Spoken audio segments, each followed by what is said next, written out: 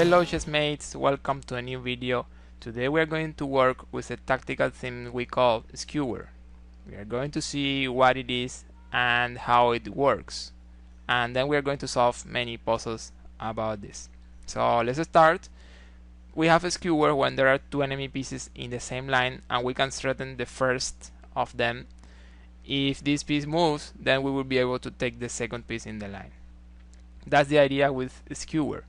Notice that it is a little different to Pin, another tactical theme, because in Pin the most valuable piece will be behind, as in Skewer the most valuable piece is going to be in front. So let's start with the puzzles, and we're going to work increasing the level of difficulty so we go understanding better and better the idea with skewers. Okay, it is white to move here. Let's take a look at the material. As always, we have a knight against rook and 4 pawns, so that's a big material disadvantage here. I can see that black has some problems with the king here, and I can see some interesting checks. That's always important. For example, the first move, queen d8, seems very interesting. After this, black has only one move, king e6, and then look at this, the king and the queen will be in the same line, so probably there can be some idea trying to get the queen. We have this move, queen c8, this is check, this is a nice skewer here. In some point black can block, but it doesn't mean too much because we can just get the rook and we keep the same skewer on the diagonal, so we're going to get the queen with that line. So I'm going to repeat it, queen d8, the king moves to e6, and then we have queen c8 getting the queen. So I'm going to play it, check, check, and queen. Okay, black to move here, and we have one pawn down in this position. I see I can capture here the pawn on d4 with the rook or even with the bishop, but it doesn't mean too much. It's just getting a balanced material with that move. So I can see that I don't have checks, the only capture I have is this, so I'm thinking about some nice threat, and then I can find this move, rook h5, is threatening mate on h1, and it's very annoying. White has some moves to stop the mate, but either way I will be getting the rook with a skewer here, because the moves he can play are g3, f3, or king f1, and after either I will play rook h1 and get the rook with a skewer. I don't think white can play anything different than those moves I said to avoid mate, so I will get the rook in the next move. I'm going to play it, rook here, and then rook check as we said, and then we get the rook. Okay. And here it is black to move, and we have like a queen and a bishop against one rook and one pawn. So queen and bishop against rook and pawn, that's a very good material advantage for white here. I can see that the queen and the king are in the same line here, but it seems like they can block in some point. I mean, I'm analyzing something like bishop g4, but probably they can block. That's what I'm thinking. But well, now that I look at this move, after white blocks, I will have some interesting checks because I can play rook h2 then. This is strong. If the king comes down, I will get the bishop, and then I will get the queen. So I will be getting some very nice material there. So let me check this line because I think there is another possibility for white. After bishop g4, white plays f3. I can play rook h2, but then white can play bishop g2. The idea is that if I take the bishop, white will play king f1, and then I don't have rook g1 with the skewer. But after bishop g2 I don't have to take the bishop because there is a pin here. So instead of that I can just play bishop takes pawn, because now the bishop doesn't really protect f3, and then I will be getting the queen with a skewer. So yeah, I'm sure the line is winning, so I'm going to play it. Check, check, and then I just get the bishop and the queen. Okay. And here we are playing as black. We have two minor pieces and a pawn down. But there's something interesting here, and it is the king and the queen are in the same line. The queen is unprotected. That's always something we need to keep in mind. So there might be some ideas. The first move I'm analyzing is a check, queen e2, and after this check the only move is going to be king f4. So after that I can play queen f1 and I will be getting the queen. The endgame after that is probably winning because white pieces are too separated. Some of them are hanging, and it's almost sure that black will be able to get something. I mean, some of white pieces in that endgame. So I'm going to play it, and then we get the queen. So now we are going to increase a little the level of difficulty here. So we need to think and analyze a little more.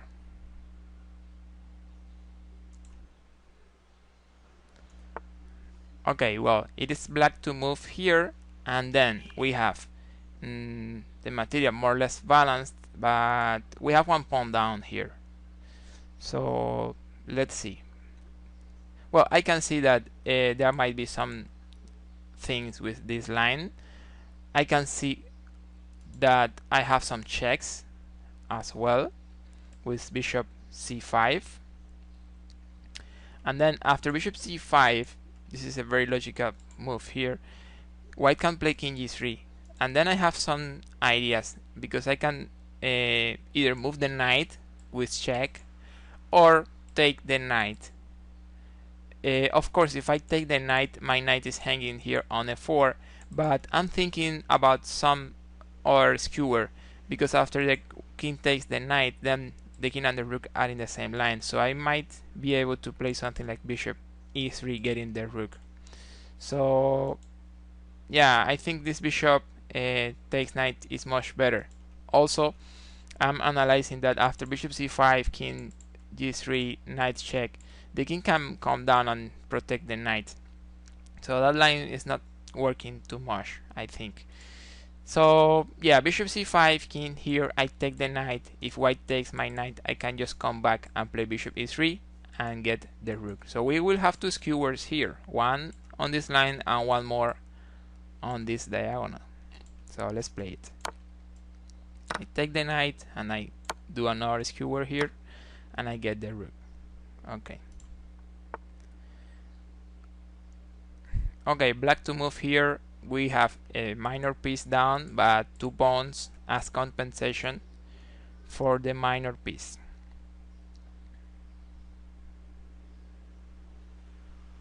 I can see that the queen is unprotected, probably, almost for sure.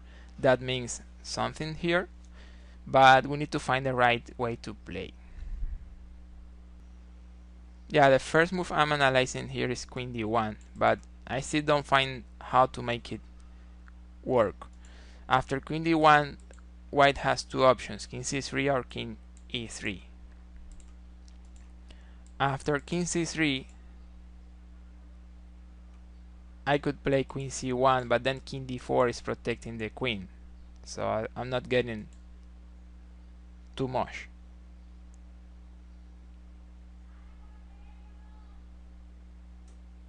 Well, actually I am finding some line here that might be something, because when the king comes to d4, I can play this interesting move, rook f4. The idea is that in some point I want to play queen g1, but my rook is in the middle, so I'm trying to find some way to clear the way for my queen. and that's why I said rook f4. Bishop takes, but I can't still play queen g1 because he will block. So I will have to take the bishop first.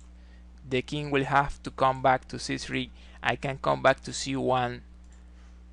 The king has to come to d4, and then I can use this diagonal with queen g1. The king can still come to c4, but it's very easy to get rid of that with b5. And then I'm getting white queen. So yeah, this line queen d1 actually can be very interesting. We still have to analyze what happens after king e3. But I think that after king e3 I can play rook f3.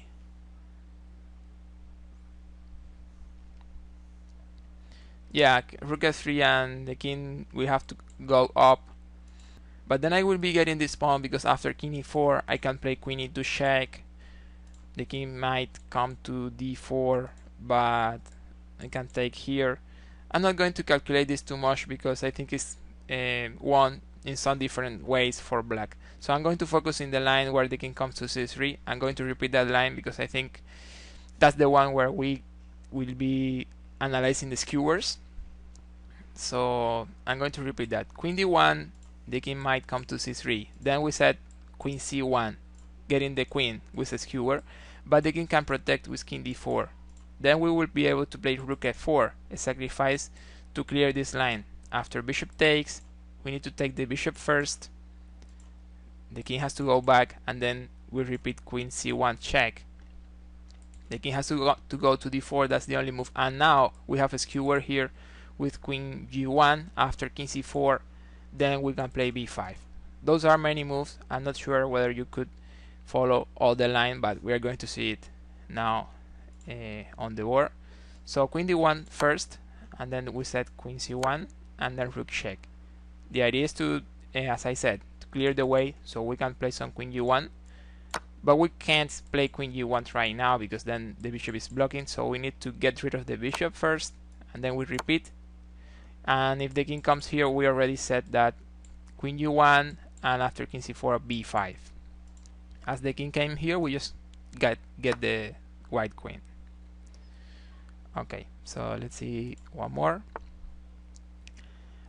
Okay, it is black to move here. We have rook, bishop, and one pawn against one queen. So we could say that material is more or less balanced here. There is a very logical move in this position that we have to analyze for sure, and it is this rook d1. After this move, white has to come to b2, and then there is another move we need to analyze for sure, is bishop c1 check. The king doesn't have too many options, because if the king comes down, we will have this covered check, but it is going to be mate. So actually after bishop c1, the king will have to come up to c3, and then look at this, the king and the queen in the same line. That's very good for us. So we can play bishop d2 skewer, and we get the queen. So I'm going to play that. I'm almost sure that's the line. There's no way white can escape from this. Check, check, and we get the queen. Okay.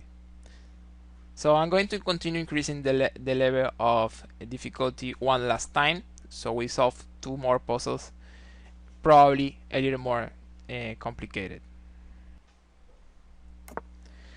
Okay, so this is the position. The material is balanced, but I can see that white has some problems here with two pieces hanging in the same line. So there might be some ideas here. The first move I'm analyzing is this bishop f4, because after that move I'm threatening bishop and knight. That seems fine. White can play knight b3, but then I can remove the defender of the bishop, and then I can take the bishop. So probably knight b3 doesn't work.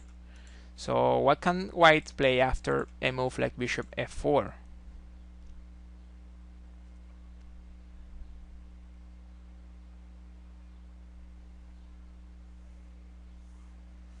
Well, actually, I don't think there is a way to protect both pieces. I mean, bishop f4, if the bishop comes here, I just trade and and take. If the bishop comes here, I just take the knight on d2. So bishop f4, I'm getting something here. I'm going to play it just to see what is white going to do here, but I think it's winning. So yeah, we analyzed this line. Well, actually that one was even easier than the previous we analyzed. Okay, white plays here. We have 2 pawns down. So let's see. Of course, the first move I'm analyzing in this position is this a5. I mean, I can also take, but then it seems like the king could be able to control the pawn. So that's why I'm just playing a5. So I'm making sure that the king won't be able to help stopping the a pawn. So it's going to be a problem for the bishop. So a5 seems very well. Yeah, notice that black won't have a way to stop a6, and at the same time black won't have a way to control a8 because my bishop is in the only diagonal that could be controlling this square. So a5 seems very good. Yeah, we shouldn't forget that black also has some passed pawn here on h3. So in some point a5 black could play something like h2. This is interesting because if we play a6, there might be some idea with a pin here deflecting the bishop, and if we take, he's promoting, and even if we don't take, black is taking and promoting. So we need to be very careful with that, with these threats or this diagonal. So a5, if black plays h2, we cannot just advance. That's not fine. We should play something like king e5, king d4 first, just getting rid of this strong threat. If black plays bishop here now, then we just move the bishop somewhere. Let's say bishop h1, and then I think I'm winning here because it's the same. Black won't have a way to stop the promotion, right? This line is very interesting. a5, king e5, and after a6, then black can play h2. The idea is that now we have these ideas of bishop h7, pinning and deflecting the bishop, so black can promote. So I need to be careful with that. Probably I need to play something like king e3 or just move the bishop away from this line. So yeah, I'm going to say king e3 here. Let's say black plays bishop d5, but it's not going to work because then I just trade and then I can play a7. If black promotes, then we promote. This is check because black king is on d5, and this is a skewer because we are getting the queen. So I'm going to repeat that line very quickly. White plays a5, and then we are analyzing king e5. After a6, black can play h2, threatening the pin. Then I can play king e3, and after bishop d5, I just trade, and then I play a7. If black promotes, I promote with the skewer here, getting the queen. So I'm going to play it because I'm pretty sure this is the right line. Well, he sacrificed the bishop directly, but I didn't think it was going to be strong, actually. Yeah, I'm going to take the bishop, but the idea is that he can play g6 here. That's the idea. When I play bishop g8 to bring the bishop, he can still play king e5 to avoid that.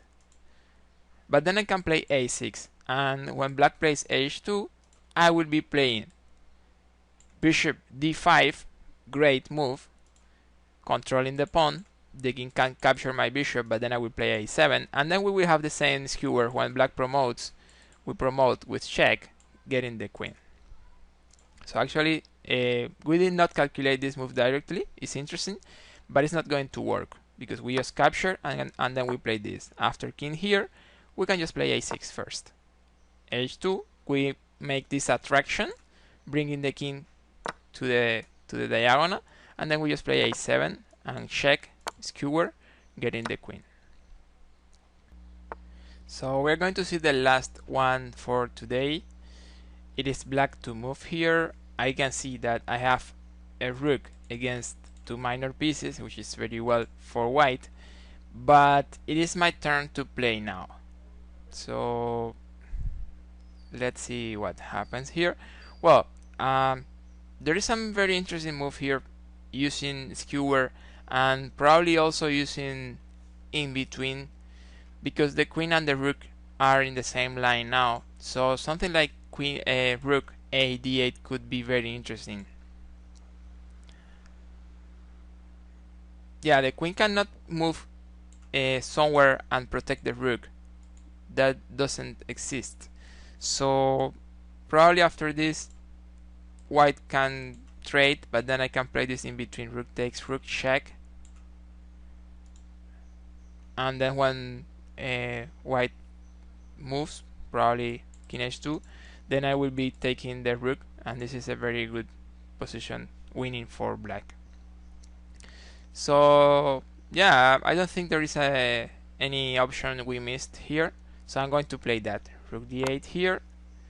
Well, probably we didn't analyze this too much, so let me take a look. If I take with the queen, he will take here. So if I take, then rook takes, and I will have to block with the queen. That will be my only option, and then he takes the queen, and I will be losing that endgame with a knight down. So I cannot really take with the queen here. I can still take with the king. That's fine. I mean, he will have some check here, but it doesn't mean too much. I can just move the king back.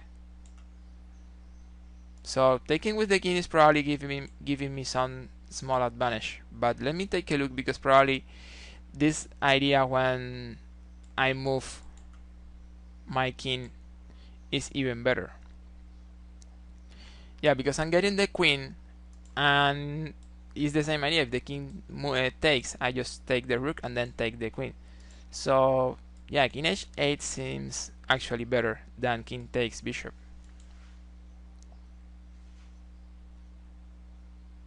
So yeah, I'm going to play king h8 here. Queen takes, rook doesn't work, I just take the queen. So I'm almost sure this is winning here. So yeah, he sacrificed the queen, and then I take the queen, I take the rook, and this should be a winning position for black. So we are going to finish here. I hope you have enjoyed with these tactical themes, and also that you have understood what Skewer is. If you think the video and the content were good, give me likes. So that's it. Don't forget to subscribe. Thank you so much for watching, and see you in the next. The first, if it was like that, give me likes. So what Skewer is. So you have understood what Skewer is, and this should be a winning position for white. I mean for black.